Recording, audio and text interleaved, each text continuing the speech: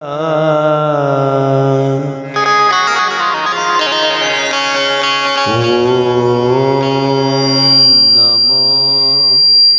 भगवते वासुदेवाय।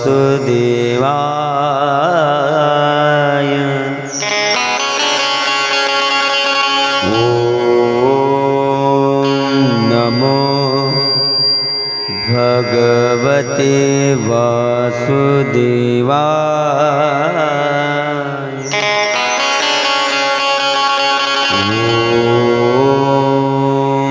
नमो भगवते वासुदेवाय।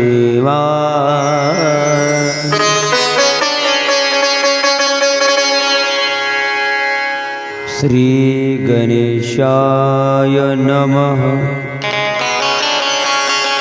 श्री सरस्वत्यै नमः। श्री गुरुभ्यो नमः।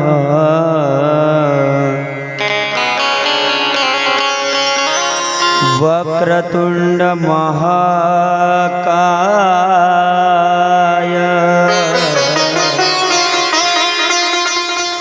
सूर्यकोटि समप्रभ निर्विघ्नं कुरु मे देव। सर्वकार्येषु सर्वदा कि सच्चिदानन्दरूपाय विश्वोत्पत्त्यादिहेतवे तापत्रयविनाशाय श्रीकृष्णाय वयं नमः। सर्वमंगल्यमांगल्य शिवे सर्वार्थसाधिके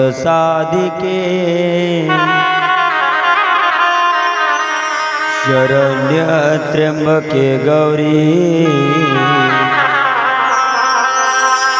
नारायणे नमोस्तुते। कृष्णाय वासुदेवाय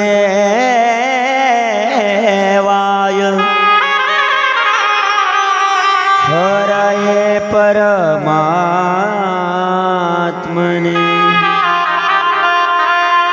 प्रणतक्लेशनाशाय श्रीगोविन्दाय नमो नमः।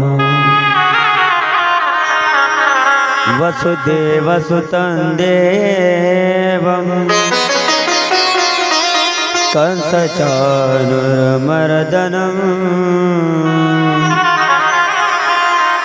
देवकी परमानन्दं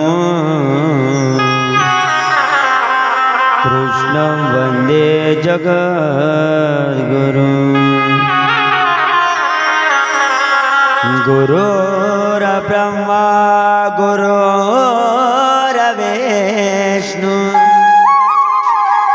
गुरुर्देवो महेश्वरः गुरुर्साक्षात् परब्रह्म तस्मै श्री गुरुवे नमः। मनोजवमारुततुल्यवेगं जितेन्द्रियं बुद्धिमतावरिष्ठं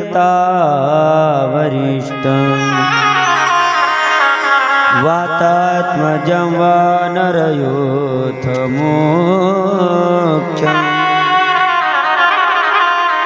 श्रीरामदूतं शरणं प्रपद्ये। समचरण सरोज सांद्र नीलाबुदाब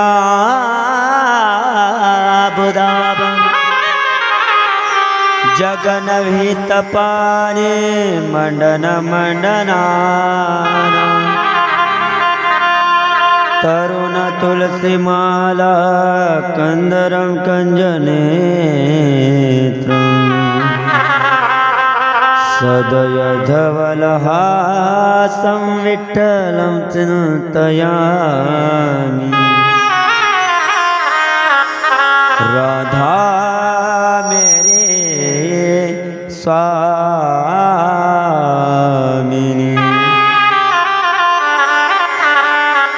मैं राधा को दास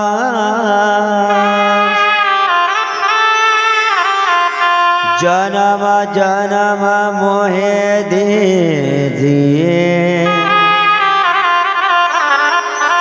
श्री वृंदावन को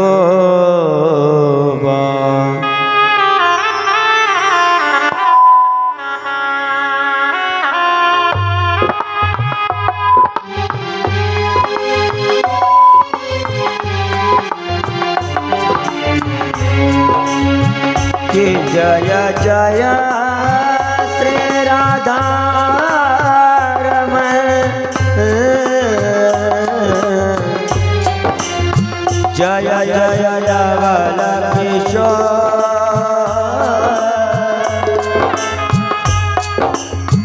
जय गोपी चित्त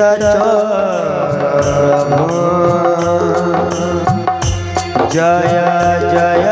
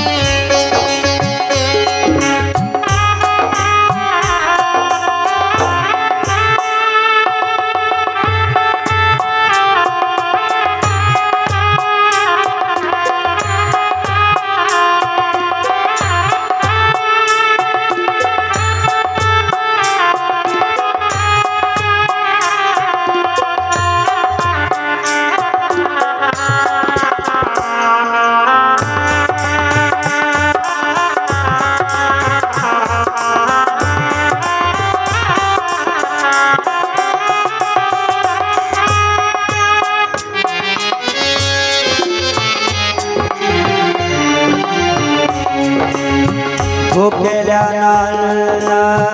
तांडना पाणी उघड्याचे वस्त्र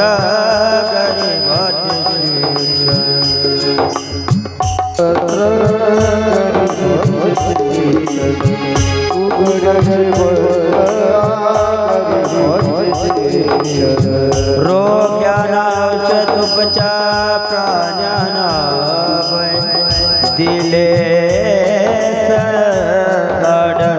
गे बाबा नमन हे श्री संत गे बाबा नमन हे तुकडो जीवा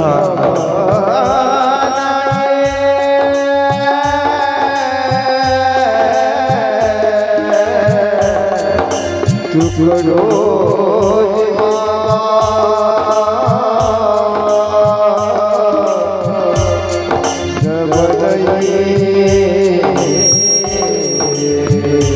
हरे राम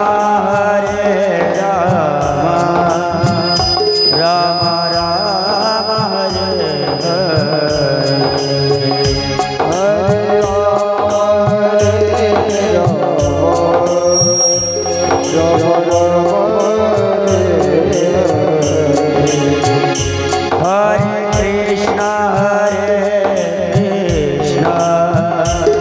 कृष्ण कृष्ण हरे हरे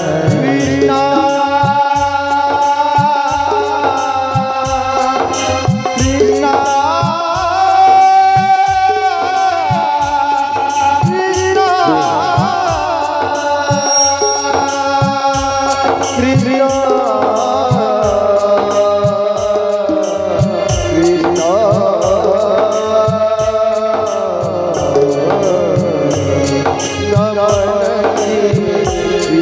नमन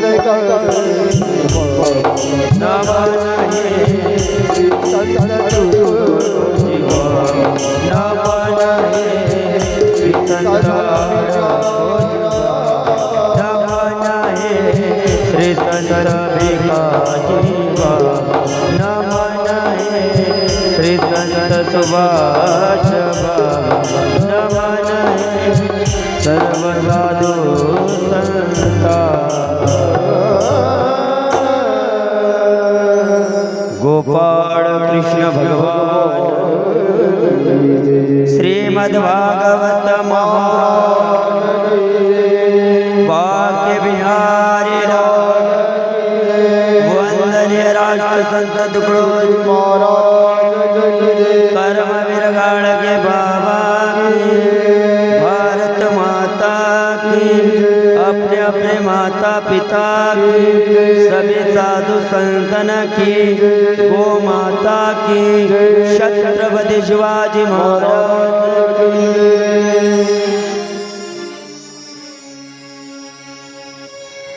सच्चिदानंद रूपाय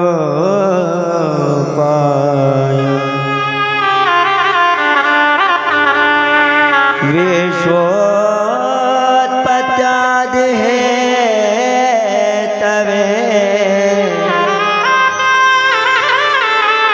तापत्रय विनाशाय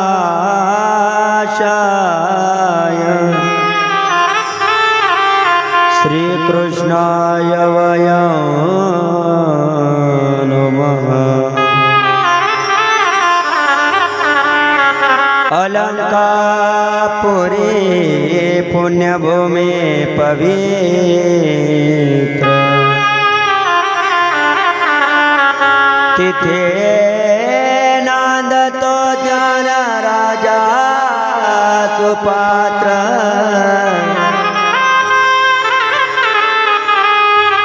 तया ठविता महापुण्यराशि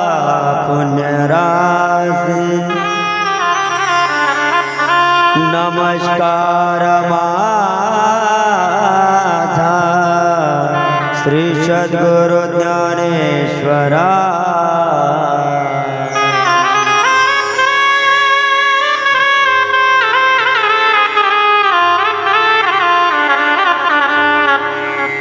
भगवान अखिल कोटी ब्रह्मांड नायक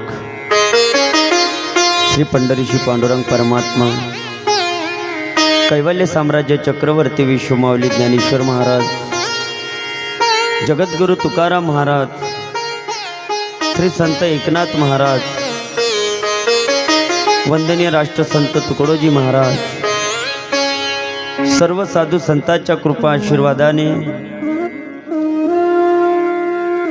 संपूर्ण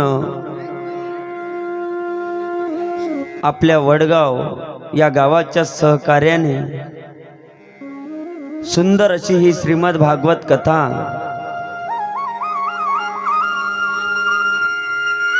आज या ठिकाणी आपल्या गावामध्ये पार पडत आहे। आज कथेचा तिसरा दिवस आहे। तिसऱ्या दिवसाच्या प्रथम सत्राला आपण प्रारंभ करतो। तत्पूर्वी या व्यासगादीवरून सर्वांच्या चरणी नतमस्तक होऊन आपण या कथेला प्रारंभ करतो आहे। सुंदर अशी ही कथा आहे, ज्याप्रमाणे आपण श्रवण करतो आहे। अत्यंत महत्त्वपूर्ण असणारी कथा ही भागवत रूपी गंगा आहे, ही ज्ञान रूपी गंगा आहे। आणि जो कोणी मनुष्य या ज्ञानाच्या गंगेमध्ये स्नान करतो त्या मनुष्याला मात्र ही गंगा पवित्र करते। प्रत्येकाला पवित्र करेल असं म्हणता येणार नाही, पण ज्यांच्या मनामध्ये ज्यांच्या अंतःकरणामध्ये भाव चांगला असेल, भक्ती चांगली असेल, त्या मनुष्याचं मन मात्र भगवान परमात्मा पवित्र केल्याशिवाय राहत नाही। कारण ही गंगा आहेच तशी। म्हणून माणसाने इतर गंगेमध्ये स्नान करण्यापेक्षा पहिले मनाच्या गंगेमध्ये स्नान केलं पाहिजे आणि नंतर ज्ञान गंगेमध्ये स्नान केलं पाहिजे। कालच्या कथेमध्ये आपण बघितलं शुकदेवजी महाराजांपर्यंत भागवत पोचलं. वेदमर्षी व्यासांनी भागवतासारखा महान ग्रंथ मात्र शुकदेवजी महाराजांना प्रदान केला बरं का. एवढंच नाही तर त्याच्यानंतर आपण बघितलं साक्षात वंदनीय राष्ट्रसंत तुकडोजी महाराज इथपर्यंत आले बघा. जरी तिकडे मोजरीला असतील पण काल मात्र आपल्या गावामध्ये येऊन पोचले. नुसते तुकडोजी महाराजच नाही आले पण त्यांच्या सोबत कर्मवीर गाडगे बाबा सुद्धा येऊन पोचले. साधू संत आपल्या गावामध्ये का येतात याचं कारण आतापर्यंत बऱ्याच लोकांना माहिती नाहीये. साधू संत का येतात याचं कारण जर काही असेल तर लोकांवरती चांगला प्रभाव पडावा नाही का, लोकांना चांगलं मार्गदर्शन व्हावं याच्याकरता साधू संत गावागावामध्ये येऊन घराघरामध्ये येऊन मात्र त्या ठिकाणी धर्माचा प्रचार करतात. पण ज्या मनुष्यांना चांगलं वाटत असेल ते मनुष्य घेण्याचा प्रयत्न करतात बघा. आणि काही काही लोकांवरती कितीही ज्ञानाचा प्रकाश पडा कितीही पडा पण त्यांच्यावरती ज्ञानाचा प्रकाश पडत नाही. काय कारण मुळातच नास्तिक असतात. कितीही प्रकाश पडा कितीही प्रयत्न करा पण त्याच्यावरती ज्ञानाचा प्रकाश पडणार नाही. का जो मनुष्य मुळातच नास्तिक आहे, ज्याला भक्ती माहित नाही आहे, ज्याला भाव माहित नाही आहे, ज्याला देव माहित नाही आहे, ज्याला मनुष्य सुद्धा माहिती नाही, त्या मनुष्यावरती कितीही ज्ञानाचा प्रकाश पडला तरी सांगता येणार नाही. कारण त्याचं जीवनच तसं बनलेलं असते निंदा करण्यामध्ये. म्हणून तो वंदनीय राष्ट्रसंत तुकडोजी महाराज म्हणतात करू नको निंदा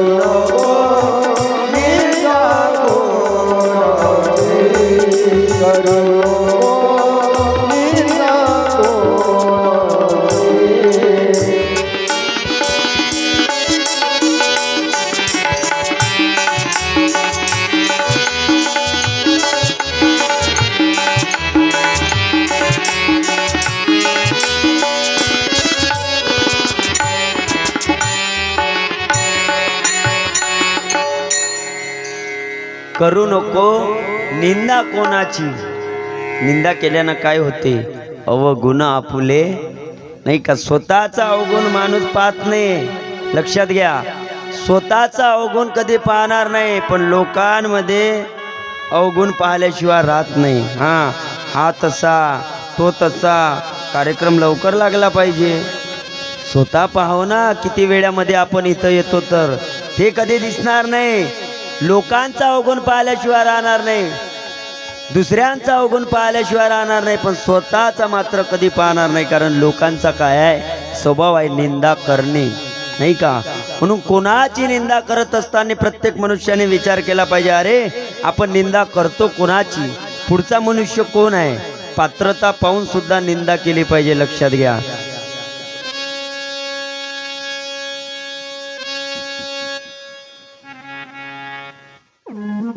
म्हणून निंदा करणाऱ्या मनुष्याने सुद्धा निंदा करताना विचार केला पाहिजे बघा. राष्ट्रसंत तुकडोजी महाराज म्हणताय अरे बाबा कोणाची निंदा करू नये.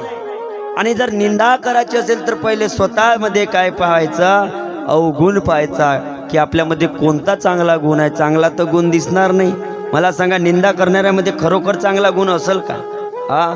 एकही गुण त्याच्यामध्ये सापडणार नाही. अख्खं आयुष्य मात्र निंदा करण्यामध्ये त्या ठिकाणी घालवतात लोक. बघा, म्हणून मन आहे ना, लोक स्वतःचं ठेवतात झाकून आणि दुसऱ्याचं पाहतात वाकून, असं मन आहे. आणि खरंच आहे, स्वतःचं कधी बाहेर काढणार नाही. स्वतःच्या घरातला अंधार कधी मनुष्य पाहत नाही, पण दुसऱ्याच्या घरातला अंधार मात्र त्या ठिकाणी बघितल्याशिवाय राहत नाही. हा मनुष्याचा स्वभाव आहे. म्हणून माझं सांगणं आहे की ज्यांना ज्यांना लोकांची निंदा करायची असेल ना, त्यांनी पहिले स्वतःची निंदा करावी, घरातल्यांची निंदा करावी, आपल्यामध्ये आपले चांगले गुण पाहावे आणि वाईटही पाहावे, आणि त्याच्यानंतर मात्र दुसऱ्यावर टीका करावी. अन्यथा करू नये, कारण याचं दोष लागतं. बघा, दोष लावून घेऊ नये. मी त्या दिवशी बोललो, माणसाचा स्वभाव कसा असला पाहिजे, नम्र असला पाहिजे. कारण ज्या माणसाचा स्वभाव नम्र आहे, नम्र झाला भूता त्याने कोंडेले अनंता. म्हणून प्रत्येकाने या गोष्टीचा काय केला पाहिजे, विचार केला पाहिजे. म्हणून प्रथम मात्र शुकदेवजी महाराज त्या भागवताचा स्वीकार करतात, आणि स्वीकार केल्याच्या नंतर फार सुंदर त्याचं अध्ययन, त्याचं यथोचित अभ्यास केल्यानंतर श्रीमद भागवताचा प्रचार करण्यासाठी समर्थ आहे. कोण? शुकदेवजी महाराज.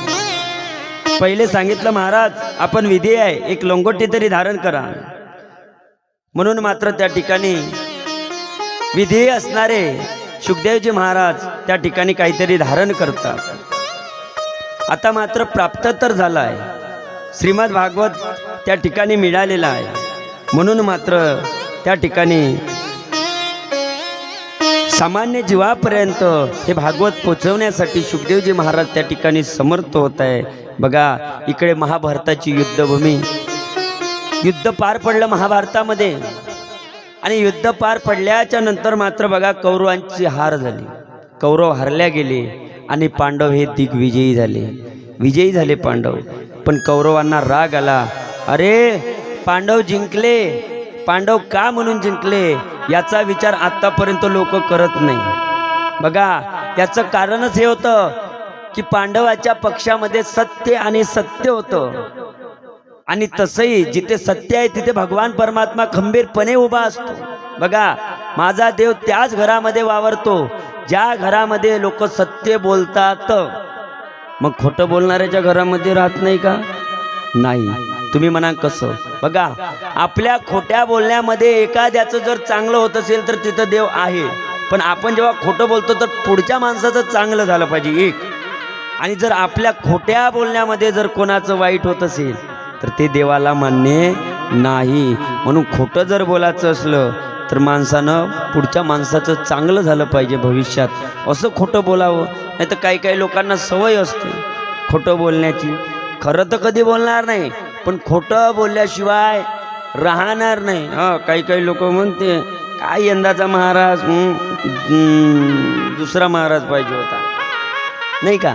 अशी लोक म्हणतात. तुमच्या गावातले नाही बरं, असे लोक आमच्याकडे म्हणणारे, नाही का? म्हणजे काय? कारण पडिले वळण इंद्रिया सकड. लोकांना चांगलं बोललं की झोंबते. काय? लोकांना चांगलं पटत नाही. परमार्थाच्या गोष्टी सांगितल्या तर अजिबात पटत नाही. नुसतं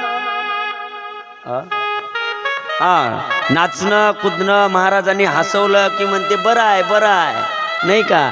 लगेच मंडप भरते. मी त्या दिवशी बोललो, माझ्याच्याने तमाशा करणं होत नाही. तमाशा करायचा असेल तर नाचणारे घेऊन यायचे 2-4, घ्या लेखाले, मग तमाशाच तमाशा. जितना चाहिए उतना आनंद ले लो. पण मला सांगा, तमाशा केल्याच्या नंतर त्याचं फळ माणसाला प्राप्त होईल का? चांगलं शिकायला मिळेल का? नाही मिळणार. पण याच्याचसाठी भागवत ग्रंथ आहे, याच्याचसाठी कीर्तन आहे, याच्याचसाठी हे ज्ञान आहे. लक्षात घ्या का काहीतरी चांगलं माणसाला प्राप्त झालं पाहिजे. पण लोकांची अपेक्षा फार वाढलीत ना. म्हणून एखाद्या मनुष्याने अपेक्षा करू नये. जो मनुष्य ही अपेक्षा करतात त्याचं सुद्धा पातक शास्त्र सांगतात. त्याला सुद्धा पातक लागल्याशिवाय राहणार नाही. जे शास्त्रामध्ये लिहिलेलं आहे, कारण पावणे ग्रंथ करावे कीर्तन, अर्था विन पोती वाचू नये. हा, ह्या गोष्टी लोकांना अजूनही कळत नाही. ज्या भजनामध्ये अर्थ आहे तेच भजन म्हणल्या गेलं पाहिजे. हा, जे भागवतामध्ये आहेत, जे कीर्तनामध्ये आहे, जे ग्रंथामध्ये आहेत ते माणसानं पहिले सांगितलं पाहिजे. जे ग्रंथामध्ये नाही ते सांगितल्याच्या नंतर माणसाचा उद्धार होईल कसा? हा, त्याला उद्देशून जे एखादा प्रसंग येतो, एखादा दृष्टांत येतो, तो सांगितल्याच्या नंतर ठीक आहे. पण लोकांना या गोष्टी पटत नाही. काय सांगावं, काय बोलावं, कोणाला बोलावं हे सुद्धा कळत नाही. म्हणून ऐका, पांडव दिग्विजयी झाले, पांडव हरले नाही. का? तर पांडवांच्या पक्षामध्ये देव राहत होते. यादवाचा राणा पांडवा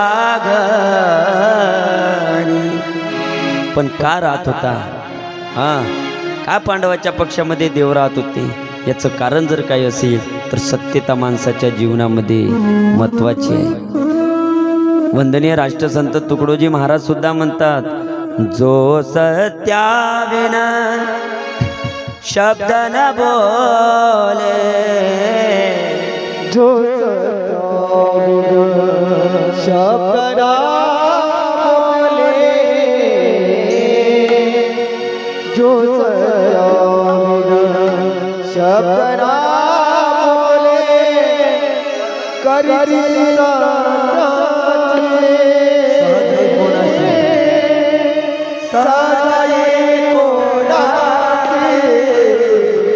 मित्रा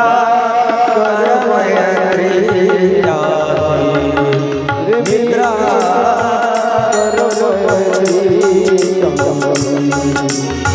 जो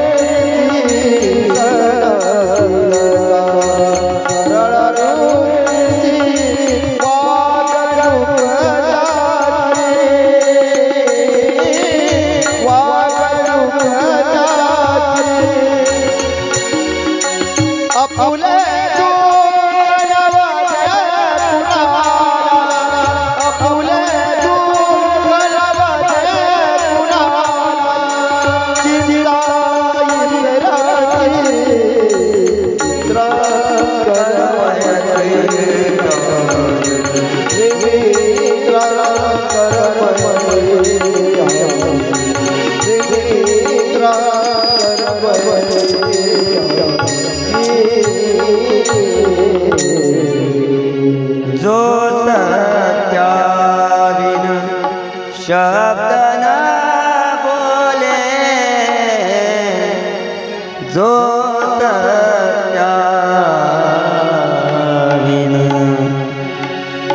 म्हणून सत्य माणसाच्या जीवनामध्ये महत्वाचं आहे. लक्षात घ्या, मैत्री कोणासोबत करावी? मैत्री त्याच्यासोबत करावी जो मनुष्य सत्य बोलतो. माणसानं कोणाच्या पाठीमागं खंबीरपणे उभं राहावं. एखादा माणूस जो सत्याच्या मागे चाललेला असेल त्याच्या मागं माणसानं खंबीरपणे उभं राहिलं पाहिजे.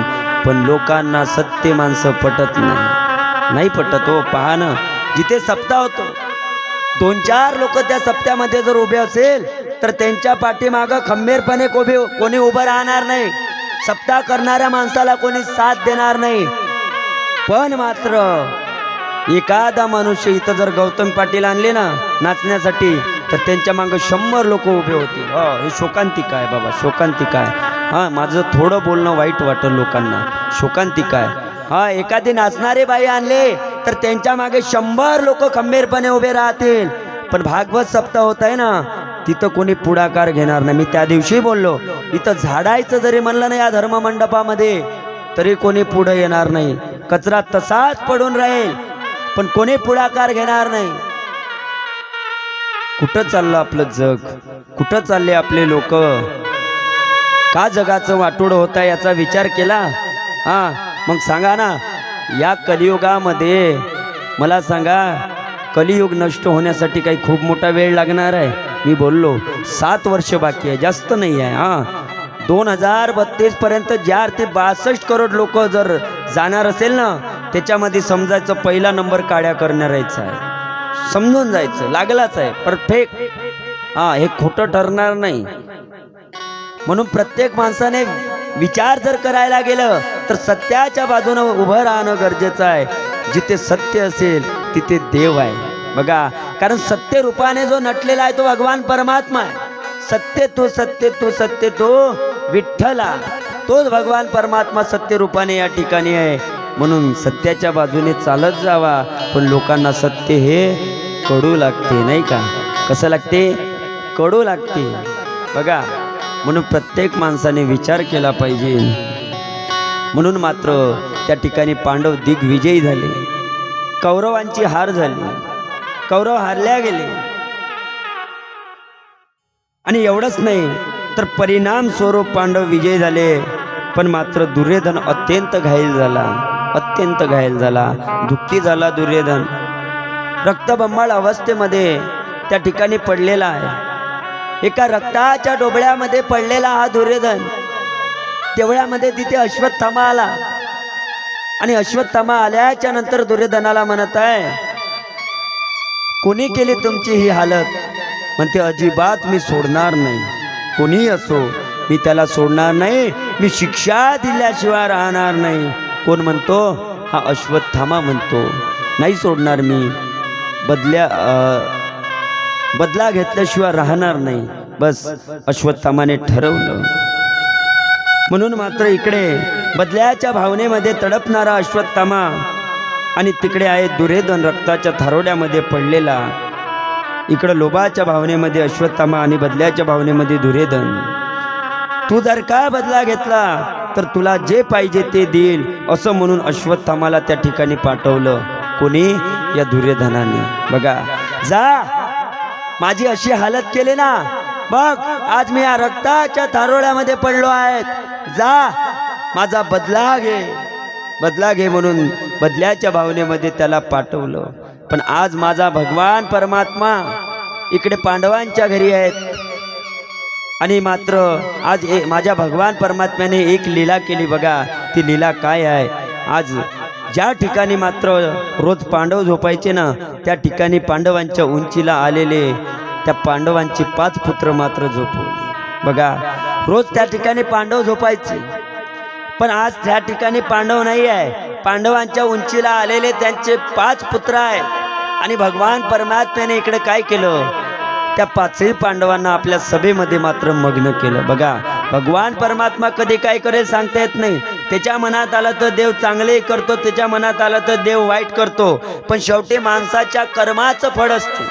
बघा, लोक म्हणतात देव पांडवांच्या सोबत राहत होते, पांडवांच्या सोबत राहत होते. याचं कारण आम्हाला अजूनही माहिती नाही. त्याचं कारण एकच आहे की पांडवांचे कर्म चांगले होते. बघा, शेवटी माणसाच्या जीवनाचं कर्म जसे असेल तसं त्याला त्याचं फळ प्राप्त झाल्याशिवाय राहत नाही. म्हणून मात्र पांडवांच्या सोबत भगवान परमात्मा राहायचे. इकडे मात्र आपल्या सभेमध्ये मग्न केलं. आणि इकडे मात्र त्या ठिकाणी अश्वत्थामा येऊन पोचला.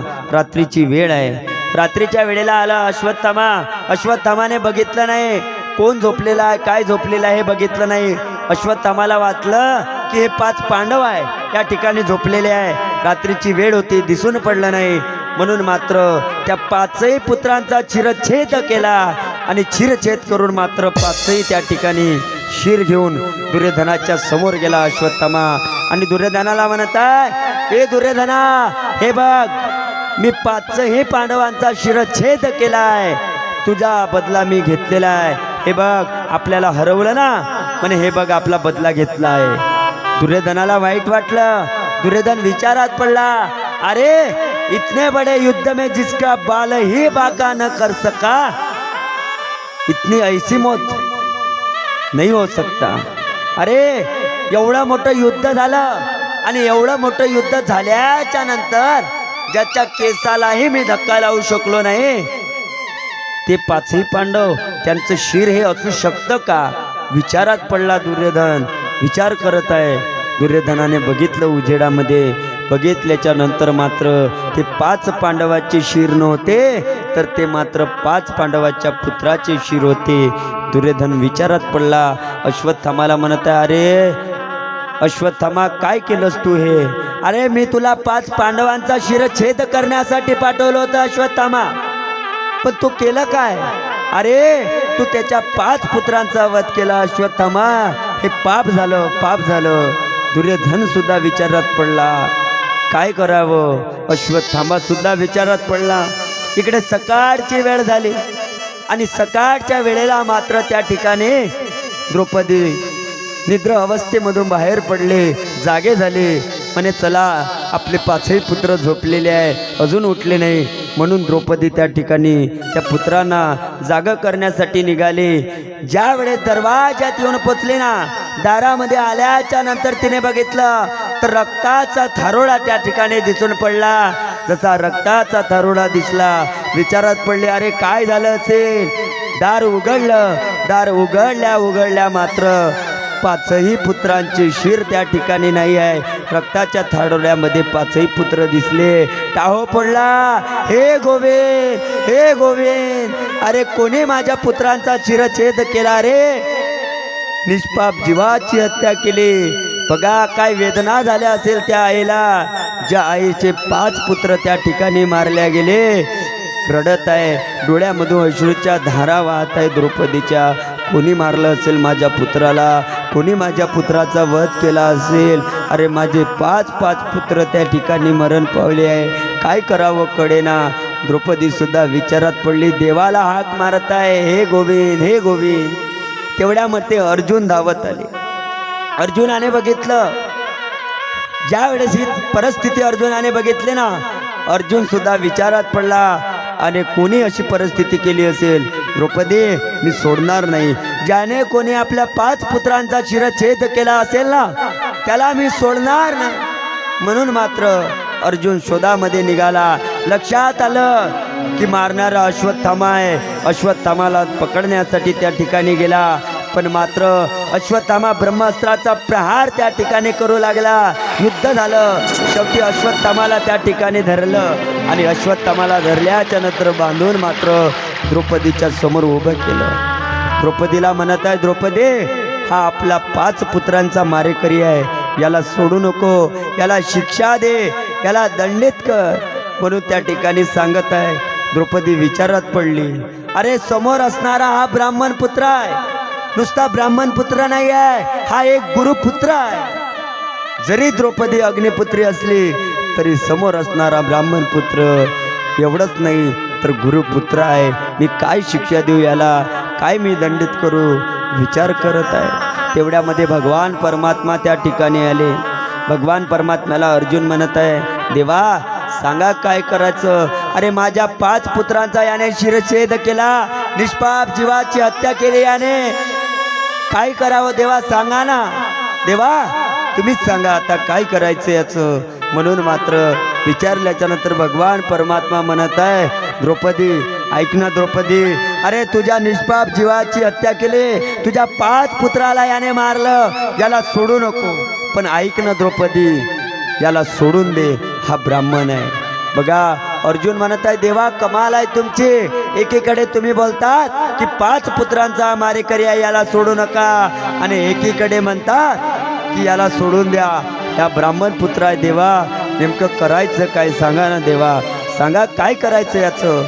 द्रौपदी देवाला प्रार्थना करत आहे, देवा मला माहिती आहे आतापर्यंत तुम्ही आमच्या सोबत आहे, माझ्यासाठी तुम्ही जेही कराल ते योग्य असेल मला माहिती आहे. देवा सांगा याचं काय करायचं. तुम्ही जेही चांगलं करेल ते चांगलं असेल, आणि माझ्यासोबत वाईट जरी घडलं तरी देवा ते चांगलं असेल मला माहिती आहे, कारण मी तुमच्या पलीकडे जाणार नाही देवा.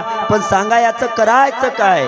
त्यावेळेस भगवान परमात्म्याने उत्तर दिलं, एका ब्राह्मणाची हत्या करणं हे शास्त्र सांगतं की पाप आहे. जर एका ब्राह्मणाची हत्या आपण केली तर मात्र गोहत्येचं पातक माणसाला लागतं. एक काम करा, एका ब्राह्मणाची हत्या त्याची मान कापण्यात नाही आहे, पण त्याची शिका कापण्यात आहे. म्हणजे त्याचा अपमान करा. अपमान जरी केला तरी तो ब्राह्मणाचा अपमान मात्र एका मृत्यू समान असतो.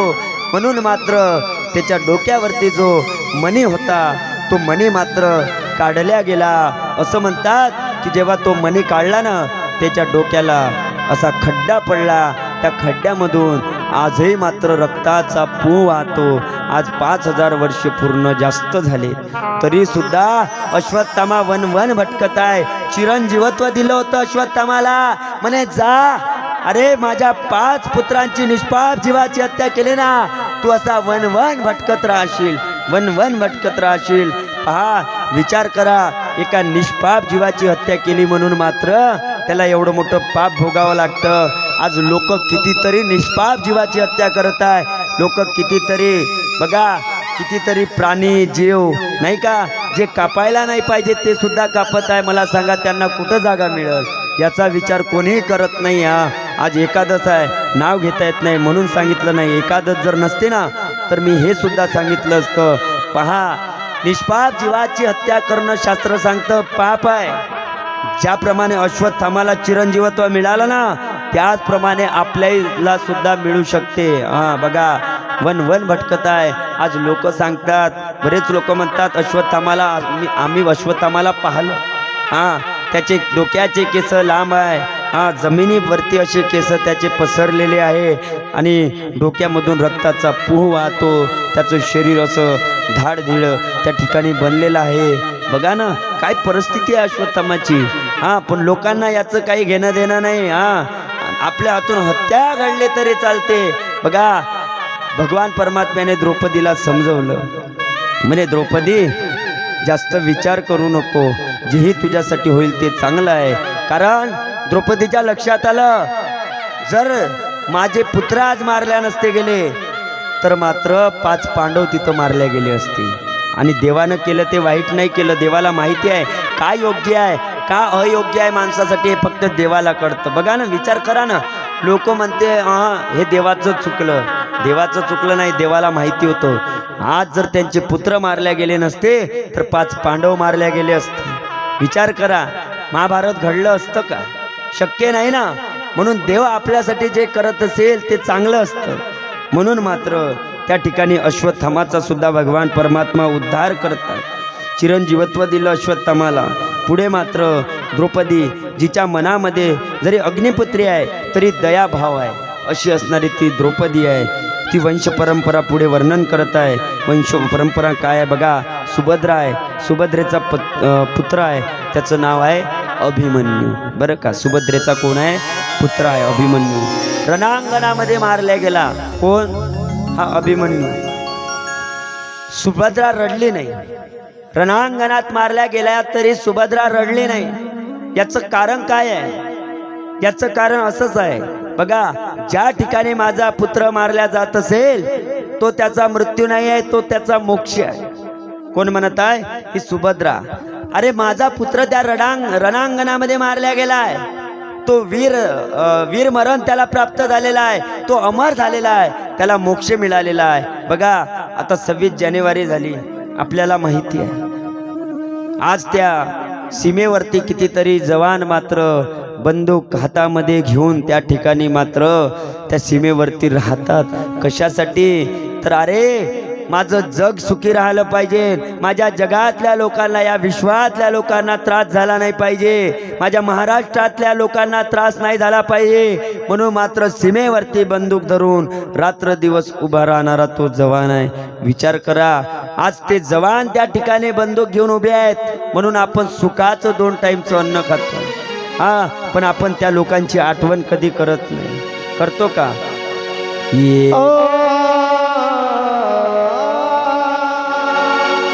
ये मेरे वतन के लोगों, तुम लगा लो नारा,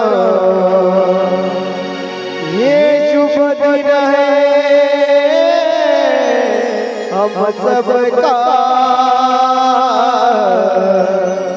लहरानो तिरंगा प्यारा परम पुरो सीमा वीरों ने प्राण गवाए कुछ याद भी कर लो कुछ याद उन्हें भी कर लो लौट के घर ना आए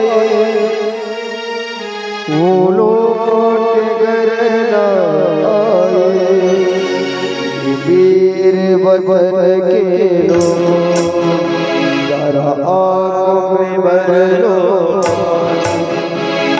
शहीद हुए उनकी जरा याद लो कुर्बान भूल न जाओ उनको मत भूलो सीमा पर शहीद हुए उनकी जरा याद लो कदाचित प्रत्येक मनुष्याने विचार करावा की अरे आज त्या सीमेवरती जवान उभा आहे म्हणून मात्र आपण सुखाचं 2 टाइमचं अन्न या ठिकाणी खातोय. ज्यावेळेस आपण अन्नाचा घास मोडतो ना त्यावेळेस प्रत्येक माणसाने विचार करावा की अरे माझा सीमेवरचा जवान कसा असेल तोही आपल्या साठी उभा आहे ना तो एक प्रकारचा देव आहे तो भगवान परमात्मा आहे म्हणून आपण सुखाचं 2 टाइमचं अन्न त्या ठिकाणी खातो. जब घायल हुआ कतरे में पड़ी आजादी जब घायल हुआ कतरे में पड़ी आजादी जब जगती सांस लड़े वो जब जगती सांस लड़े वो फिर अपनी लाश बिचारी फिर अपनी लाश बिचारी संगीन में कर मारा सो गए अमर बलिदानी शहीद हुए उनकी जरा याद लो कुर्बानी मेरे वतन के लोग जरा आँख में भर लो शहीद हुए उनकी जरा याद लो कुर्बानी जय जय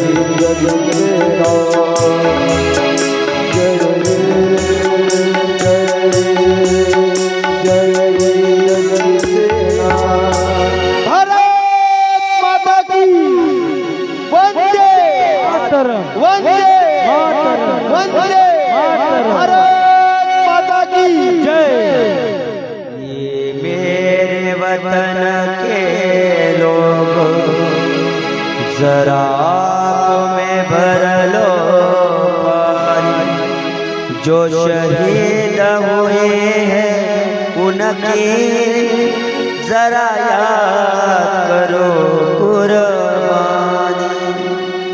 पण शोकांती कायदा बना की आपल्याला ते लोक कधी आठवत नाही आठवत. पहा कोणी मनुष्य विचार करत नाही की अरे ते लोक सीमेवरती आहे म्हणून आपण या ठिकाणी आज जिवंत आहोत. ते जर लोक त्यांनी जर विचार केला नाही ना जाऊ द्या ना काय करायचं अरे इथं राहून जर आपल्याला मरण येत असेल तर नको आहे आम्हाला ही सीमा असा जर विचार त्या सीमेवरच्या जवानाने केला ना ते जर घरी परतले ना आपलं संपूर्ण जग संपल्याशिवाय राहणार नाही. संपूर्ण म्हणण्यापेक्षा पहिले आपला महाराष्ट्र विचार करा. हा विचार कोणी करत नाही. आज विचार करा या 8 ते 10 दिवसाच्या पहिलेची एक घटना आपण पाहिली असेल.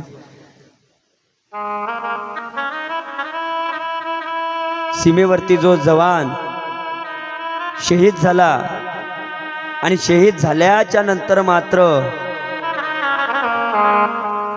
8 तासापूर्वी त्याच्या पत्नीची डिलिव्हरी झाली, 8 तासापूर्वी. आणि ज्या वेळेस त्याला घरी आणलं ना, त्याला झालेलं जे छोटंसं बाळ होतं फक्त 8 तासाचं होतं, 8 तासाचं. पहा, या 8 दिवसा पहिलीची घटना आहे, तुम्ही ऐकली असेल, पेपरला सुद्धा आलं. फक्त 8 तासाचं बाळ होतं. त्या 8 तासाच्या बाळाला घेऊन मात्र ती माय तिला मात्र त्या हॉस्पिटलच्या बेडवरती टाकून त्या बापाच्या त्या पत्नीच्या भेटी करता त्या ठिकाणी आणलं, जो शहीद झालेला जवान आहे त्याच्या भेटी करता. अरे शेवटलं दर्शन सुद्धा तिला चांगलं घेता आलं नाही आपल्या पतीचं. सांगा, विचार करा. लोक हा विचार करत नाही ना, अजूनही विचार करत नाही, लोकांना या गोष्टी कळत नाही. पहा, फक्त 8 तासाचं लेकरू आहे. ज्या बापाने डोळ्याने सुद्धा लेकरू पाहिलं नाही, त्या बापाला लेकरू सुद्धा पाहता आलं नाही, आणि त्या लेकराला सुद्धा बाप पाहता आलं नाही. सांगा ना कुठे मग त्याच्यापेक्षा समजा हे लोक जे असे विचार करतात की अरे देशाबद्दल तर त्याची भावना, मी सांगतो ना, अजिबात चांगली नाही आहे. ज्यांची गावाबद्दल भावना चांगली नसेल, ज्यांची सप्त्याबद्दल भावना चांगली नसेल, त्यांची देशाविषयी का असेल हो? त्यांना काही घेणं देणं नाही या लोकांचं. कोणी असा विचार करत नाही. पण जेव्हा माणसावर बितते ना, तेव्हा माणसाला कळते की अरे आपलं खरोखर चुकलं आहे, याचा विचार कोणी करत नाही. म्हणून सर्वप्रथम जर खरोखर वंदन करायचं असेल त्या सीमेवरती राहणाऱ्या जवानाला वंदन करा. का? तो सुद्धा देव आहे, तो सुद्धा सीमेवरती राहणारा देव आहे. त्या देवामुळं मात्र आपली जनता वाचून आहे. विचार करा. पण कोणीच विचार करत नाही. विचार करा ना, एकदा तरी विचार करा. आपल्याला जर वाटत असेल की अरे आपलं आयुष्य कसं आहे, एकदा त्या जवानाचं आयुष्य पहा, एकदा आपलं आयुष्य पहा. आपण सुखी आहेत, समाधानी आहे, आपल्याकडे पैसा आहे, सगळं आहे. पण त्यांच्याकडे काय आहे हो? पैसा जरी मिळत असेल, पण सांगा ना, कधीही जर माणसाला मरण येत असेल, क्षणाचा भरोसा नाही आहे. लक्षात ठेवा, जर मरण लवकर प्राप्त होत असेल तर पैसा कामी येणार आहे. सरकार कितीही पैसा देत असेल, त्या पैशाला किंमत नाही आहे. जर मला सांगा, माणूसच या जगतामध्ये नसेल तर पैसा जवळ असून काय करणार आहे? म्हणून प्रत्येकाने विचार केला पाहिजे. ये दर्द माँ है मेरी जन्नत को लिख देना, तेरे कदर हिंदुस्तान मेरा. ये दर्द माँ है मेरी क्या ऐलान लिख देना,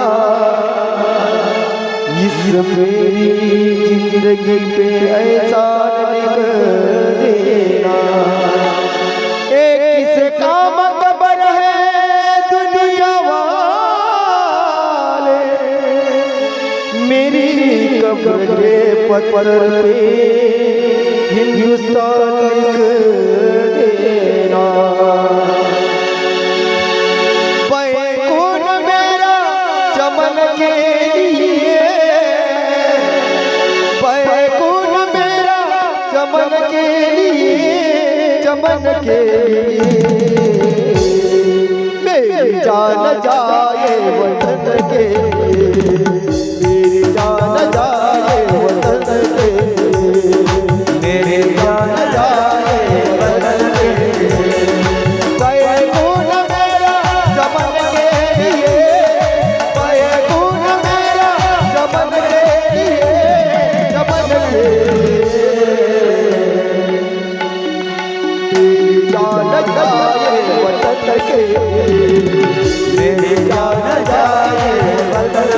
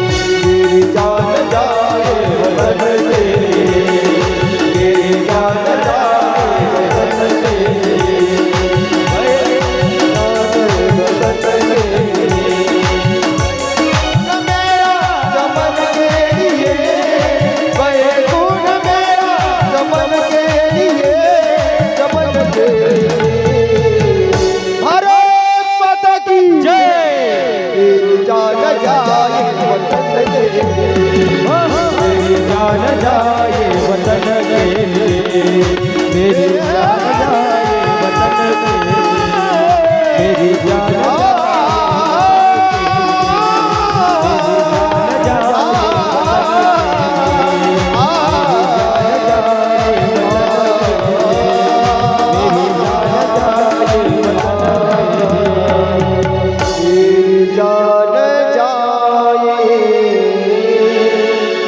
वतन के मेरी जान जाए वतन के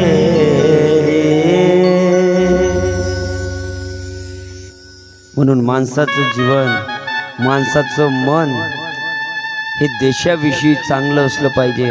अरे ज्या भारतामध्ये आपला जन्म आहे, ज्या महाराष्ट्रामध्ये आपला जन्म झालेला आहे ना, ते जीव मात्र भाग्यवान आहे. कारण महाराष्ट्र ही भूमी संताची भूमी आहे. काय महाराष्ट्र भूमी ही संताची भूमी आहे. आणि या महाराष्ट्रामध्ये, याच भूमीमध्ये आपण जगलो आहे, लहानाचं मोठं झालेलं वाढलं आहो, नाही का. आपले कर्म या जन्मभूमीमध्ये लपलेले आहे. म्हणून प्रत्येक माणसाने याचा विचार केला पाहिजे. देशाविषयी आसक्ती पाहिजे, धर्माविषयी आसक्ती पाहिजे, कर्माविषयी सुद्धा माणसाची आसक्ती पाहिजे. लक्षात घ्या. म्हणून सुभद्रा रडली नाही बघा, रडली नाही. अरे माझ्या मुलाला वीरमरण प्राप्त झालेलं आहे, म्हणून मला रडण्याची गरज नाही, त्याला मोक्ष मिळाला, त्याला मोक्ष प्राप्त झालेला आहे, रडण्याची गरज नाही. बघा पुन्हा आपण ऐकलं असेल, या जगतामध्ये एक नाव, राजगुरू भगतसिंग. राजगुरू भगतसिंग फाशीची शिक्षा होणार होती. मला सांगा, देशासाठी जगले, पण देशासाठी जगल्याच्या नंतर सुद्धा फाशी आपल्या देशासाठीच झाली. विचार करा, आपल्या देशातले लोक तुम्ही म्हणा खूप चांगले आहे, अहो मी तर म्हणतो आपल्या या देशातल्या लोकांसारखे वाईट लोक नाही आहे. गावागावामध्ये असे लोक आहे, आपलेच लोक आपले पाय धरून ओढतात. लोक म्हणते दुसरे पाय धरून ओढतात, दुसरे इथं येत नाही. आपलेच लोक, आपल्या समाजातले लोक, आपल्या जवळचे लोक आपले पाय धरून ओढल्याशिवाय राहत नाही. एखादा जर पुढे जायला लागला तर त्याला कधी पुढे जाऊ देत नाही, त्याचे पाय धरून ओढल्याशिवाय राहत नाही. हे समाजातल्या लोकांचं ध्येय आहे माय बापू. विचार करा, राजगुरू भगतसिंगांना सुद्धा फाशीची शिक्षा त्या ठिकाणी ज्यावेळेस सुनावण्यात आली ना, शेवटली इच्छा विचारली. म्हणे सांगा आपली शेवटली इच्छा काय आहे? म्हणे शेवटली इच्छा आहे ना, फक्त मला माझ्या आईला भेटायचं. काय? मला माझ्या आईला भेटायचं आहे. त्यावेळेस मात्र भगतसिंगाच्या आईला त्या ठिकाणी बोलावण्यात आलं. ज्या तुरुंगामध्ये राजगुरू भगतसिंग होते ना, तिथे बोलावण्यात आलं. आल्याच्या नंतर मात्र राजगुरू भगतसिंग आईला म्हणत आहे, आई आता रडण्याची तुला गरज नाही आई, मीही रडणार नाही, मीही रडणार नाही आहे. पण ऐक ना, माझा एक प्रश्न आहे. म्हणे आई मी मरतो आहे, याच्यामध्ये मला दुःख वाटत नाही आहे, याच्यामध्ये मला तीळ मात्र दुःख नाही आहे. पण ऐक ना आई, तू माझ्यासारखा एकच भगतसिंग का जन्माला घातला? माझ्यासारखा एकच भगतसिंग का जन्माला घातला? असे हजारो भगतसिंग पाहिजे. का? कारण या देशाची सेवा करण्यासाठी. आज कुठलीच आई विचार करत नाही माझा मुलगा देशाच्या सेवेसाठी गेला पाहिजे, माझा मुलगा धर्माच्या सेवेमध्ये राहिला पाहिजे, माझा मुलगा गावाच्या सेवेसाठी राहिला पाहिजे. अशी म्हणणारी एकही आई दिसत नाही, असा म्हणणारा एकही बाप दिसत का दिसत नाही? याचं कारण काही असेल ना. कारण लोकांना धर्म आवडत नाही, लोकांना गाव आवडत नाही, आणि लोकांना मात्र हा महाराष्ट्र सुद्धा आवडत नाही. आपल्याला जरी दिसत असेल आवडते हा भाग वेगळा आहे. नाही आवडत, मी सांगतो नाही आवडत. आणि जर आवडला असता ना, आपला महाराष्ट्र आवडला असता, आपला धर्म आवडलेला असता, आपला ग्रंथ आवडलेला असता, तर लोक इथं हजर असते. लक्षात घ्या, वेळ कोणती असो, वेळेचं मला काही घेणं देणं नाही. पण सांगण्याचं तात्पर्यच ते आहे. कारण ज्या अर्थी बाहेरून गावून लोक येतात, गावातले लोक कामाला जातात आणि बाहेर गावून, आमची रेकीवरून काकाजी आले पहा, विचार करा, कालही आले, आजही आले, संध्याकाळचं त्यांना येणं जमत नाही, पण सकाळचे आल्याशिवाय राहत नाही. कामं तर सगळ्याच्या मागं आहे. आयुष्यभर माणसाचे कामं संपणार नाही. हा, कितीही तुम्ही कमवा, मी कालही बोललो, हा आयुष्यभर नाही, जन्मापासून तर मरेपर्यंत कमवा. पण काल बोललो, रुपया जर तुमच्या सोबत आला ना तर माझं नाव दुसरं ठेवा. तूने जो कमाया है, तूने जो कमाया है, तूने जो कमाया है, दूसरा ही खाएगा. खाली हाथ आया है रे, खाली हाथ जाएगा. खाली हाथ आया है रे, खाली हाथ जाएगा. तूने जो कमाया है, तूने जो कमाया है, तूने जो कमाया है, दूसरा ही खाएगा. खाली हाथ आया है, खाली हाथ जाएगा. खाली हाथ आया है, खाली हाथ जाएगा. लोक कमावतात, तूने जो कमाया है दुसराही खाएगा. आपण जे कमावतो ते आपल्या सोबत काही येणार नाही. आपण जे कमावलेलं आहे ते दुसरं खाणार आहे कोणीतरी. पण आपण आलो कसं? खाली हाताने आलो, खाली हाताने आपल्याला जावं लागणार आहे. जब तक ये सांसें, तब तक ये रिश्ता है.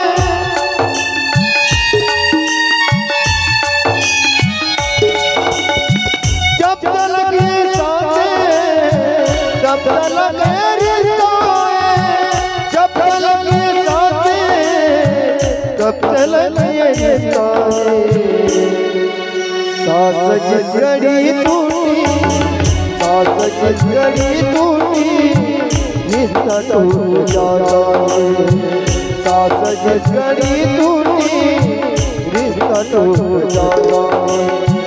तूने जो कमाया है, तूने जो कमाया है, तूने जो कमाया है, दूसरा ही खाएगा. खाली हाथ आया है, खाली हाथ जाएगा. खाली हाथ आया है, खाली हाथ जाएगा. खाली हाथ आया है, खाली हाथ जाएगा. खाली हाथ आया है वो, खाली हाथ जाएगा. अरे येताना काही आणलं नाही, जाताना सुद्धा काही मनुष्य घेऊन जाणार नाही. देता देवविता, नेता नेववेता, येते याची सत्ता काय आहे. अरे देणारा तो आहे, नेणाराही तो आहे. येते याची सत्ता काय आहे? बोला, आपली सत्ता काहीच नाही आहे या जगामध्ये. झाडाचं पान जरी हालत असेल तर ते झाडाचं पान हलवण्याचं सामर्थ्य मात्र माझ्या देवामध्ये आहे. हा विचार कोणीच करत नाही या जगतामध्ये की आपल्या जीवनाचा हिशोब कुठेतरी चुकलेला आहे. हा, कुणाला आपला जन्म सफल व्हावा असं वाटत नाही आहे, पण जन्माचा आपला नाश झाला पाहिजे हे प्रत्येकाला वाटतं. विचार करा. म्हणून मात्र त्या ठिकाणी भगतसिंगाची आई बघा, आज आईच्याही डोळ्यामध्ये अश्रूच्या धारा आहे आणि भगतसिंगाच्याही डोळ्यामध्ये अश्रूच्या धारा आहे. ज्याप्रमाणे भगतसिंगाने सांगितलं ना की आहे माझ्यासारखा एक नाही हजारो भगतसिंग पाहिजे होते, पण त्यावेळेस आई सुद्धा म्हणे ऐक ना बाळा भगतसिंगा, माझं सुद्धा तेच म्हणणं आहे. मी सुद्धा देवाला एक प्रार्थना करत आहे. मी एका गोष्टीने रडत आहे की अरे मी एकच भगतसिंग का जन्माला घातला? असे हजारो भगतसिंग पाहिजे होते की मात्र या भारत मातेचा त्या ठिकाणी सेवेसाठी मात्र मी समर्पित करायला पाहिजे होते. पण एकच पुत्र का जन्माला घातला म्हणून मला याचं दुःख वाटते अशी म्हणणारी आई आज मात्र आपल्याला भेटत नाही. विचार करा. म्हणून मात्र सुभद्रा रडली नाही रडली. अरे रणांगणामध्ये मारला गेला, त्याला मोक्ष मिळाला माझ्या अभिमन्यूला. बस म्हणून अभिमन्यूची पत्नी आहे, तिचं नाव आहे उत्तरा. गर्भस्थ आहे आणि ही जी उत्तरं आहेत ना गर्भस्थ आहे. आता मात्र तिचा गर्भ अश्वत्थामाने आपला बदला घेण्याच्या हेतूने ब्रह्मास्त्राचा पार त्या ठिकाणी केला. बघा, ब्रह्मास्त्र सोडलं, गर्भाला वेदना होत आहे. अश्वत्थामाने आपला बदला घेण्याच्या हेतूने ब्रह्मास्त्राचा प्रहार तिच्या गर्भावरती केला. तो झालेला ब्रह्मास्त्राचा प्रहार मात्र आता वेदना त्या ठिकाणी खूप अग्नी देत आहे. आजूबाजूला अग्नी आणि उत्तराचा गर्भ नष्ट करण्याचा यत्न करत आहे. उत्तरा धावत निघाली. त्यावेळेला असं म्हणतात की भगवान परमात्मा द्वारकेला जाण्यासाठी निघाले होते. तेवढ्यामध्ये हाक मारले, हे गोविंद, हे गोविंद, पाही पाही महायोगी, देव देव जगतपते. हे गोविंद, हे गोविंद एवढ्यावरती थांबले नाही. उत्तरा म्हणत आहे, याच्याही पलीकडचं काहीतरी म्हणाले, गोविंद तुला माझं वचन आहे. कोटे गुंतलासी द्वारके चरणा, कोटे गुंतलासी द्वारके चरणा, कोटे गुंतलासी द्वारके चरणा, कोटे गुंतलासी द्वारके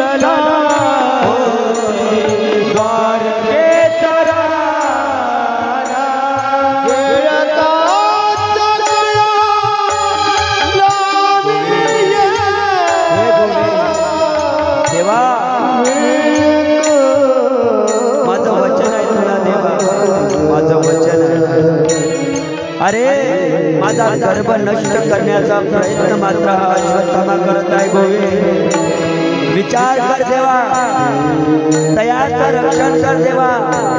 आज जग लक्षात ठेवेल की भगवान परमात्मा मात्र भक्ताचं रक्षण करतो आहे, पण मात्र भक्ताच्या वंशाचं रक्षण करण्यासाठी देव असमर्थ राहील. म्हणून देवा तयाचं रक्षण कर. हे गोविंद, हे गोविंद.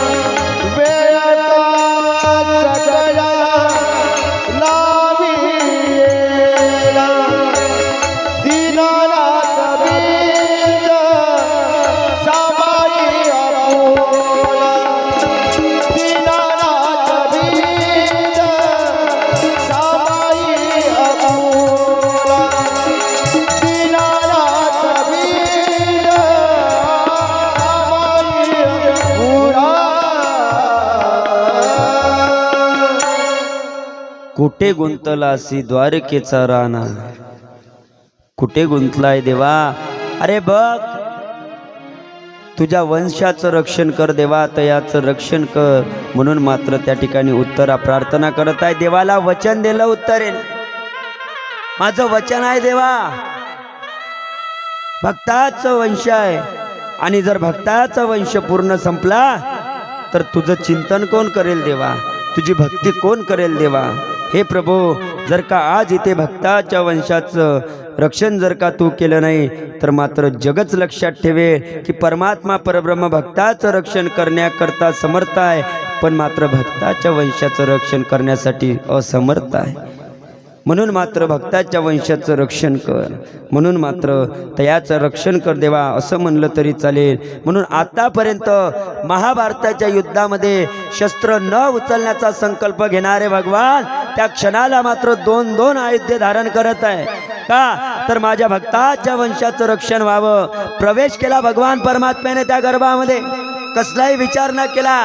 बघा वास्तविक पाहता गर्भ अशी स्थिती असते त्या गर्भामध्ये की मात्र त्या गर्भामध्ये अस्वच्छता असते, तरी सुद्धा भगवान परमात्मा त्या गर्भामध्ये प्रवेश करतात आणि मात्र त्या बाळाचं सात्वन त्या ठिकाणी करत आहे. भगवान परमात्मा रक्षण करत आहे. त्या गर्भामध्ये जाऊन भगवान परमात्म्याने मात्र रक्षण केलं आणि रक्षण केल्याच्या नंतर मात्र जे अश्वत्थामाने त्या ब्रह्मास्त्राचा प्रहार केला होता ना, त्या ब्रह्मास्त्राच्या प्रहारापासून भगवंताने त्याचं रक्षण केलं आणि भगवान परमात्मा त्या गर्भाच्या बाहेर आले. जसे बाहेर आले, आल्या आल्या मात्र माता कुंतीने बघितलं. माता कुंती त्या ठिकाणी हजरच होती आणि जेव्हा माता कुंतीने बघितलं त्यावेळेस माता कुंती दोन्ही हात जोडून उभी देवाच्या समोर आहे. म्हणत आहे, देवा तुमची चोरी पकडली बरं मी, देवा तुमची चोरी पकडली मी. बघा देवा, मी तुम्हाला बघितलं, तुम्ही त्या गर्भामध्ये प्रवेश केला, रक्षण केलं त्या बाळाचं आणि आता तुम्ही बाहेर आले. देवा मी चोरी पकडली. भगवान परमात्मा माझा देव म्हणत आहे आईसाहेब ठीक आहे, चोरी पकडली ना, एवढंच नाही तर म्हणे आता माझा स्वभाव आहे. बघा ज्या ज्या वेळेला ज्या मनुष्याला भगवान परमात्म्याचं दर्शन होते ना, त्यावेळेस भगवान परमात्मा त्या मनुष्याला जे पाहिजे ते देऊन टाकते. हा देवाचा स्वभाव आहे.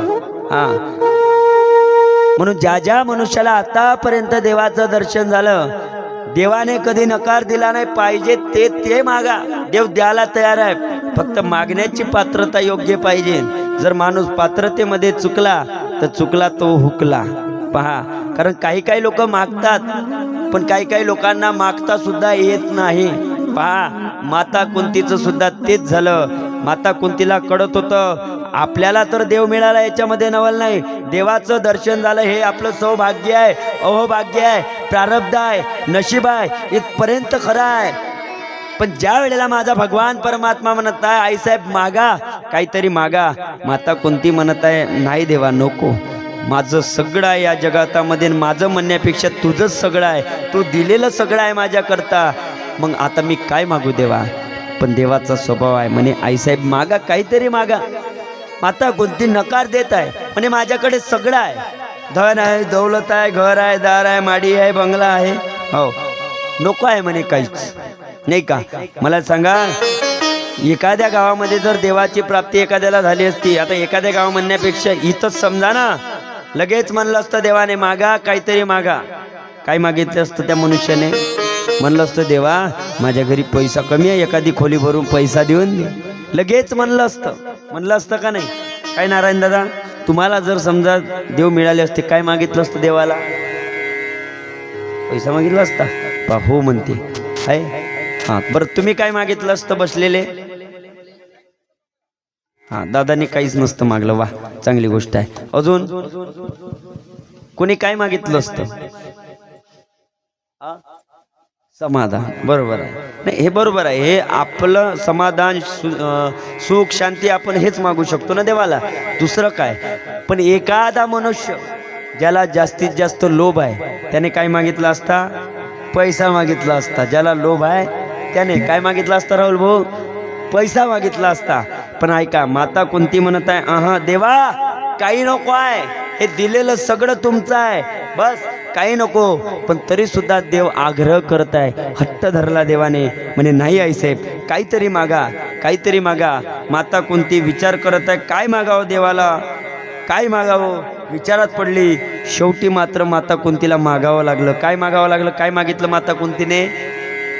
काय मागितलं? आपण ऐकलं असेल आतापर्यंत. काय मागितलं?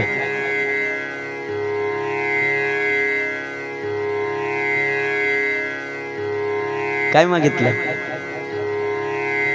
वा, आमच्या बाबांसाठी जोरदार टाळ्या वाजवा. हां, कारण बऱ्याच गावात गेल्याच्या नंतर उत्तर माहिती नाही, लोक कथा ऐकतात बरं का बाबा. जेव्हा आम्ही विचारतो अरे बरेच वर्ष झाले आपल्या गावामध्ये भागवत चालू आहे, सांगा माता कुंतीने काय मागितलं काय मागितलं.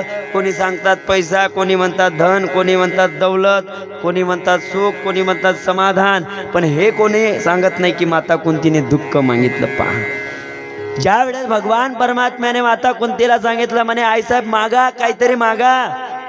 माता कुंतीने विचार केला, देवा सगळं तुम्ही दिलेलं आहेत माझ्याकडे, मला काही नको.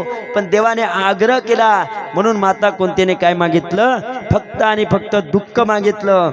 ऐका, दुःख मागितलं, देवा फक्त आणि फक्त माझ्या जीवनात दुःख दे, विपदा दे. आता ऐका, दुःख तर मागून गेली माता कुंती, पण मात्र त्यावेळेस भगवान परमात्मा माता कुंतीला प्रश्न विचारत आहे, म्हणत आहे आईसाहेब अरे तुम्ही मागितलं असतं तर मी तुम्हाला सुख दिलं असतं, समाधान दिलं असतं, धन दौलत जे पाहिजे ते दिलं असतं, पण तुम्ही फक्त आणि फक्त दुःख का मागितलं आईसाहेब, याचं कारण मला सांगा. त्यावेळेस माता कुंती म्हणत आहे, ज्या वेळेस मी या जगातल्या लोकांकडे बघते ना देवा, तेव्हा मला काही गोष्टी समजायला येते. जेव्हा लोक सुखात असतात, जे घरदाराने सुखी आहे, ज्यांच्याकडे गाडी आहे, बंगला आहे, माडी आहे, शेतीवाडी सगळं आहे, त्या लोकांकडे देवा मी बघते ना देवा, तेव्हा मात्र ते लोक सुखी आणि समाधानी आहे. इथपर्यंत खरं आहे, पैशाने सुखी आहे, हा सगळं आहे म्हणून. मात्र देवा सुखामध्ये कधी मनुष्य देवाची आठवण करत नाही. देवा सुखामध्ये मनुष्य कधी देवाची आठवण करत नाही, पण जेव्हा मनुष्यावरती दुःखाचा डोंगर कोसळते ना देवा, तेव्हा मात्र तुमची आठवण केल्याशिवाय राहत नाही. म्हणून देवा मला सुख नको आहे, मला दुःख द्या, कारण क्षणाक्षणाला तुमची आठवण मला आल्याशिवाय राहणार नाही. म्हणून माता कुंतीने काय मागितलं, दुःख मागितलं. पहा, आता या जगतामध्ये दुःख कोणीच मागू शकत नाही आहे. बघा, कोणी असं म्हणणार नाही, 100 पोरग जरी देवापाशी गेलं तर प्रत्येक मुलगा ते 100 पोरग सुद्धा म्हणून देवा मला सुखी ठेव, पण दुःखी ठेव म्हणणारं या जगतामध्ये कोणी भेटणार नाही. पण माता कुंतीने फक्त आणि फक्त दुःख मागितलं. बघा, म्हणून देवाकडे काय मागावं हे माणसाला कळालं पाहिजे. अरे मला सांगा, देवाला आपण दुःख मागितलं तर खरंच देव दुःखी ठेवेल का? ठेवूच शकत नाही.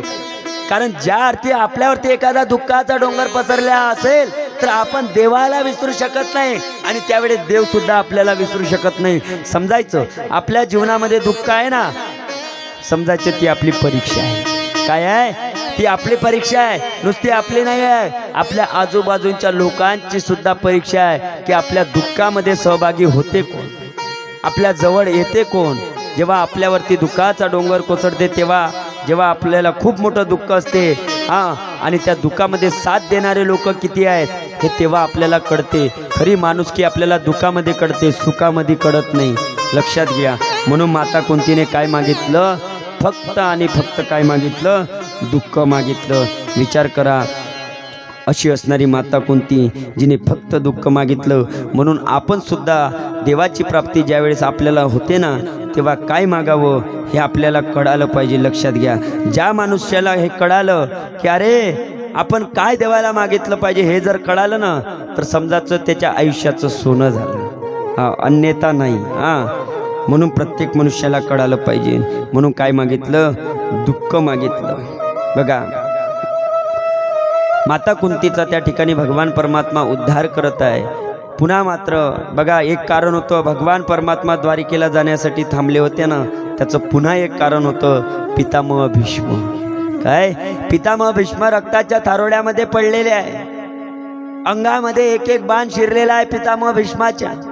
बरेच लोक म्हणतात की पितामह भीष्माच्या अंगामध्ये बाण का शिरलेला होता, याचं खूप मोठं कारण आहे. पहा, एखाद्या मनुष्याच्या हातून पाप कसं घडेल सांगता येत नाही. बघा, का अंगामध्ये बाण शेवटी अंतिम क्षणाला त्या ठिकाणी पितामह भीष्माच्या अंगामध्ये बाण शिरले होते, याचं कारण तुम्हाला सांगतो, ऐका.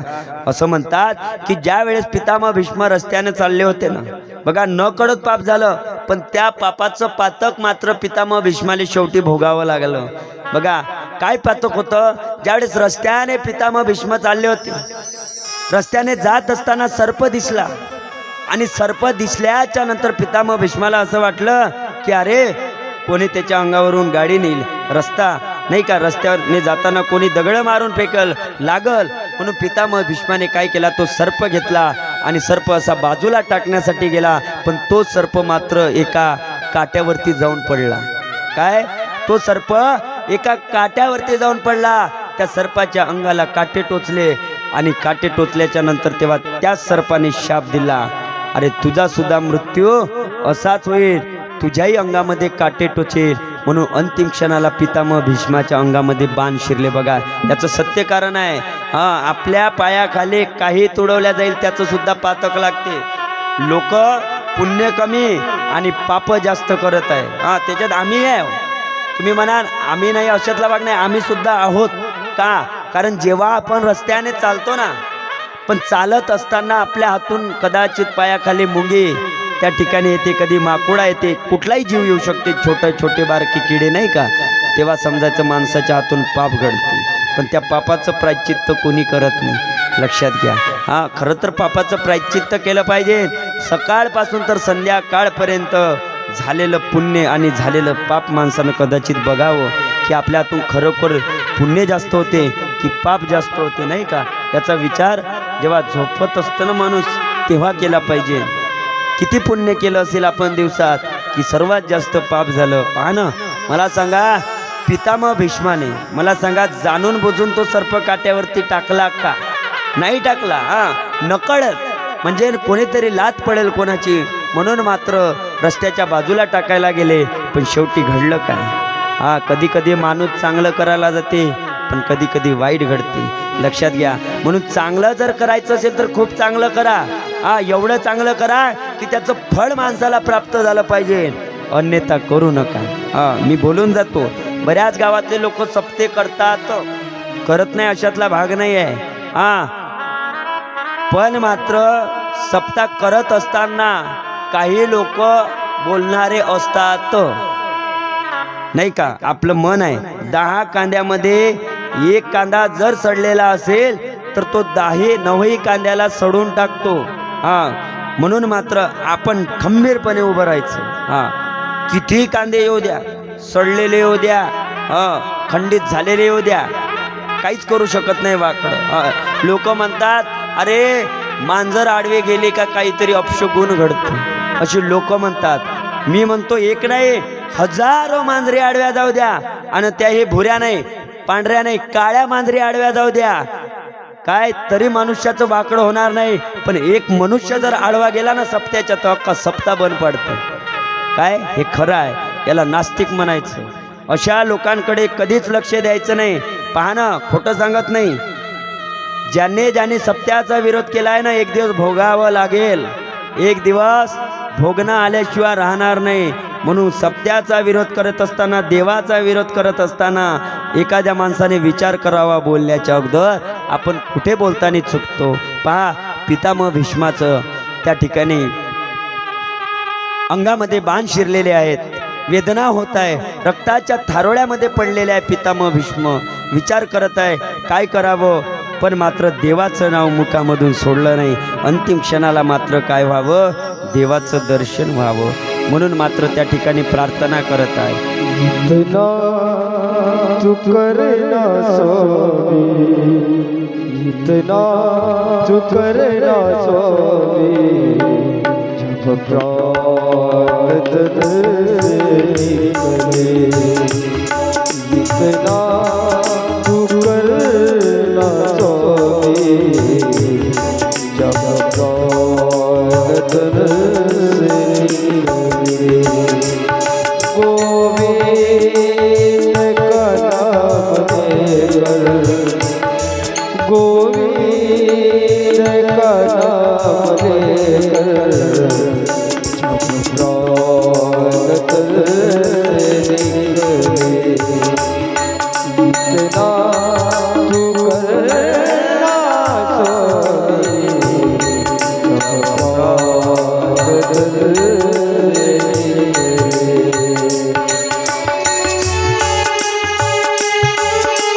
त्या ठिकाणी पितामह भीष्म म्हणता, इतना तो करना स्वामी, जब प्राण तन से निकले. देवा, मी तुझं नामस्मरण करतोय. देवा, माझी एकच इच्छा आहे, ज्या वेळेस माझा अंतिम क्षण असेल ना, त्या अंतिम क्षणाला मात्र देवा तुमचं दर्शन व्हावं देवा. बस प्रत्येक माणसाने सुद्धा हाच विचार केला पाहिजे.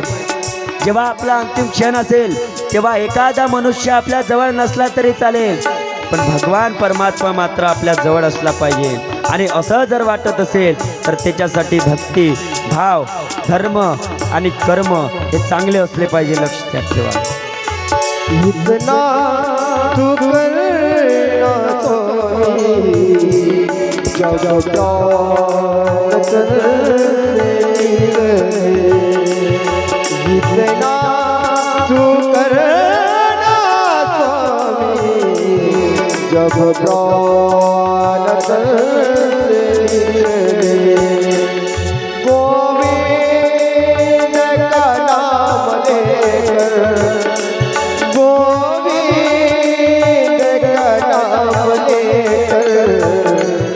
जब प्राण से निकले. इतना तू करना स्वामी, जो प्राण से निकले. ओ श्री गंगा जी का तट हो, यमुना जी का वशिष्ठ हो. गंगा जी का तट हो, यमुना जी का वशिष्ठ हो. मेरा राम निकट हो, जब प्राण तन से इतना तू करना स्वामी, जब प्राण तन से निकले. इतना तू करना स्वामी, जब प्राण तन से निकले. इतना तो करना स्वामी, जब प्राण तन से निकले. ज्यावेळेस देवा मी तुमचं नाव घेईन ना, तुमचं नामस्मरण करेल ना देवा, त्यावेळेस मात्र तुम्ही माझ्या जवळ या. बस देवा. हे गोविंद, हे गोविंद. पहा, मात्र एका भक्तासाठी देवाने स्वतःची सुद्धा प्रतिज्ञा मोडली होती. पहा, विचार करा. आणि देव तेच करतो. जो खरा भक्त असेल ना, कधी स्वतःच्या प्रतिज्ञेचा विचार करत नाही. म्हणून भगवान परमात्म्याने त्यावेळेस आपली प्रतिज्ञा मोडली, पण एका भक्तासाठी मात्र भगवान परमात्मा धावत गेले. उद्धार केला पितामह भीष्माचा. पितामह भीष्मा म्हणत आहे, देवा अरे मी दोन्ही हात तर जोडू शकत नाही, कारण माझ्या अंगामध्ये बाण शिरलेले आहे देवा, पण मात्र माझ्या डोळ्यामधून जे अश्रू वाहत आहे ना, त्या अश्रूंच्या द्वारे मात्र समजून घ्या देवा की मी तुमचं दर्शन करतो आहे. बस म्हणून प्रार्थना करत आहे पितामह भीष्म. विचार करा, पितामह भीष्माची जेव्हा अशी परिस्थिती होत असेल तर आपली कशी होईल याचा विचार प्रत्येक माणसाने केला पाहिजे. म्हणून मात्र पितामह भीष्मांचा सुद्धा भगवान परमात्मा उद्धार करतात. कथासुद्धा लांब आहे, बरीच कथा आहे हा, कारण आपल्याला जेवढा वेळ त्या ठिकाणी घेता येईल तेवढा घेता येते, पण आपल्याला टायमाचंही बंधन त्या ठिकाणी पाळावं लागेल. कारण टायमाबद्दल लोक बोलून देतात. बरोबर आमचे कलाकार 9ला आले आणि बरोबर 11 वाजत आले, 1 मिनटं बाकी आहे. कथा वेळेवर लागणार आणि कथा वेळेवर सुटणार. कोणालाही बोलण्याचा अधिकार आम्ही त्या ठिकाणी देणार नाही. म्हणून झालेली सेवा भगवान परमात्म्याच्या चरणी अर्पण करू आणि सेवेला पूर्ण विराम देऊ. 1 मिनिटाचं भजन करू. हरे कृष्णा कृष्णा कृष्णा हरे हरे, हरे राम राम राम हरे हरे. हरे कृष्णा कृष्णा कृष्णा हरे हरे, हरे राम राम राम राम.